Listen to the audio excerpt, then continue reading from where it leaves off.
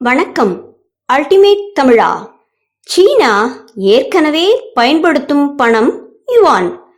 தற்போது சீனாவில் digital currency வரப்போகிறது.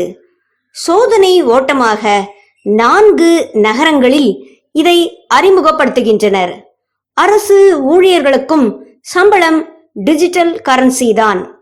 பொது போக்குவரத்தில், உணவகங்களில், சில்லறை விற்பனை கடைகளில் டிஜிட்டல் கரன்சி பயன்பாட்டிற்கு வரப்போகிறது. எதனால் டிஜிட்டல் பணம் அறிமுகம் ஆகிறது? கொரோனா பேப்பர் பணத்தால் பரவும் அபாயம் உள்ளதால் சீனா மக்களை பாதுகாக்க டிஜிட்டல் கரன்சியை கொண்டு வருகின்றனர். இங்கும் கோ டிஜிட்டல் முழுமையாக்கப்பட வேண்டும்.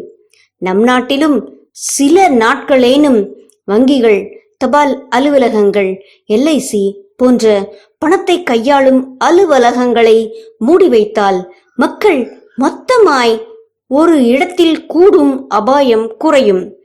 பணத்தாள்களை கொரோனா நோயாளிகள் பயன்படுத்தி மற்றவர்களுக்கும் அந்த பணத்தை பகிர்கையில் எங்கிருந்து கொரோனா வந்தது என்று புரியாத அபாயம் நேரும். வங்கிகள் ATMல் பணம் நிரப்புவதை உறுதிப்படுத்தினால் போதுமே.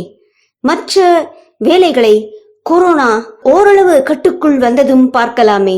எல்லோருமே வீட்டில் இருந்து மருத்துவத்துறை, காவல்துறை, துப்புரவுத்துறை மட்டும் தேவைக்கு ஏற்றாற்போல் வெளியே வந்தால் அவர்களுக்கும் மக்களால் கொரோனா ஆபத்து இருக்காது. செவி மடுப்போர் யார்? நன்றி.